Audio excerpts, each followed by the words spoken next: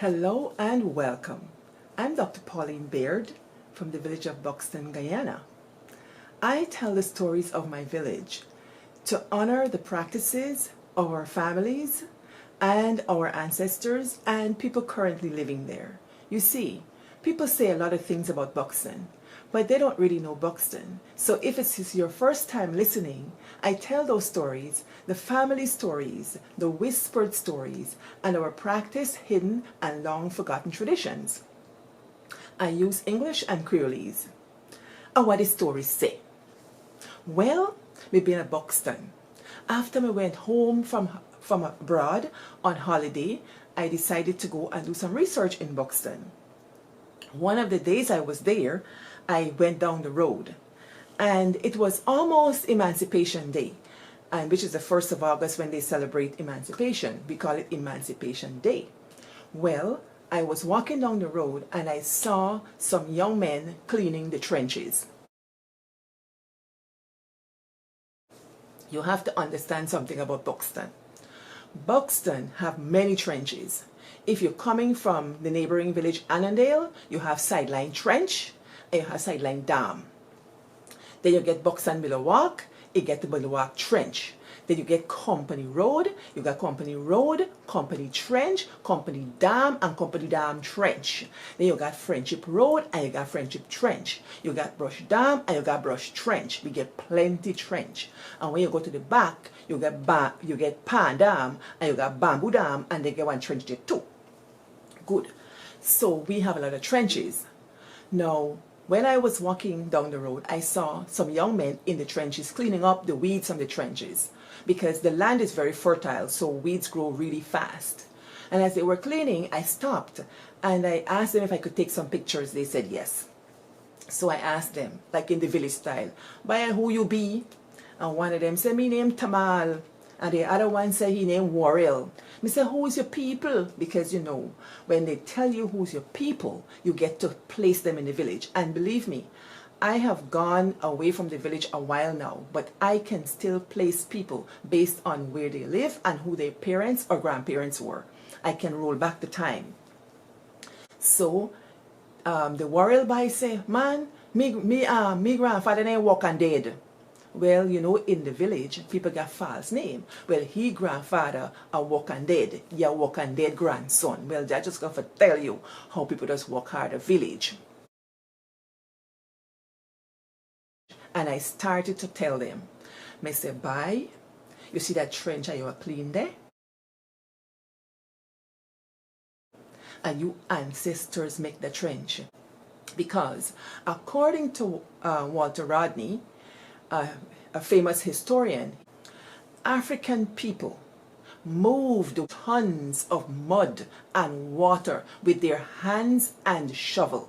So when I go to the village and I look at these hands, and I look and I see my hands, I don't have pretty hands for fancy nails and things like that. I have working hands.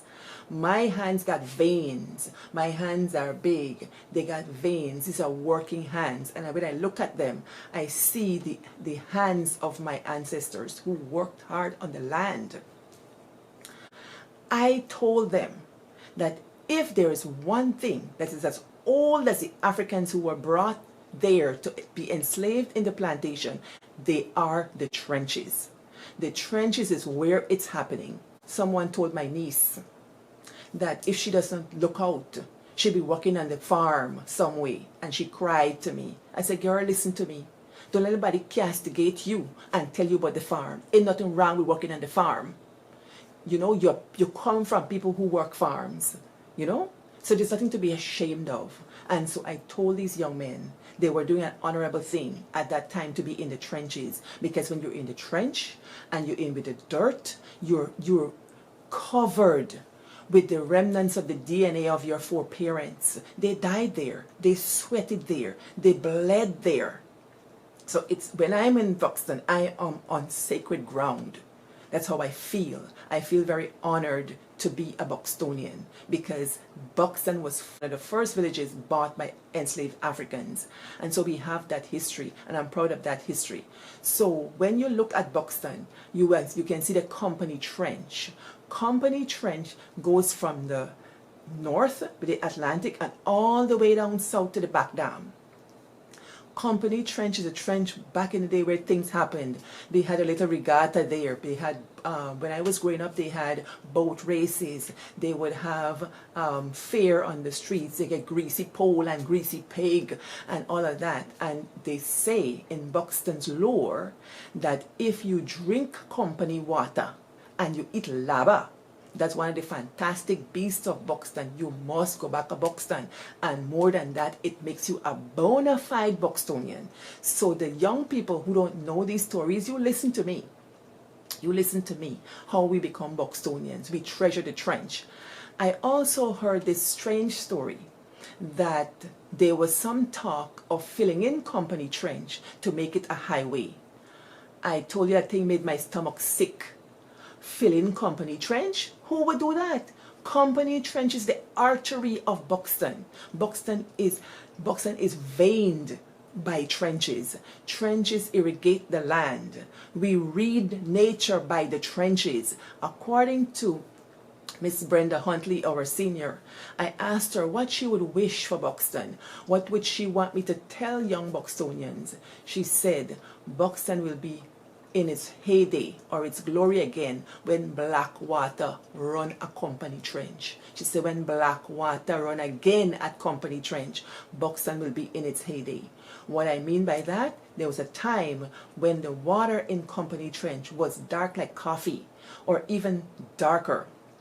And it was murky and numinous, and there were talks about what happened in there, who lived in the water, how it gave us our sustenance, because back in the day there was no potable water, so people used to drink company water as a way to get their needs met. Company water was used to wash clothes and things like that. And we as children used to bathe in Company Trench. You know, Morty Austin, Carol Austin, a whole bunch of us used to go up the front, take off the clothes, jump in Company Trench. I said, but we swim in. If you see mud, those were the days. And before my time, kids used to get beaten for playing in Company Trench or swimming in Company Trench, because that time in my grandparents' days, that was the only place they could get water, so children were prohibited. And then when children go and jump in Company Trench and swim, they had a man Akela and some other people. They had rangers in the village. I think Mr. Campbell was a ranger. They would walk up and down that street to beat little children out of that water. Company Trench in Buxton is a place of memories. There is no Buxton without Company Trench. There is no Buxton story without bathing in the trench. And there is no Buxton story without an understanding of how our ancestors made that plantation into a village. They dug it for the plantation and then they continued using that trench in order to flood the backlands so they can get livelihoods. So if I know more story about this, I attack the story because trench a good thing. What good.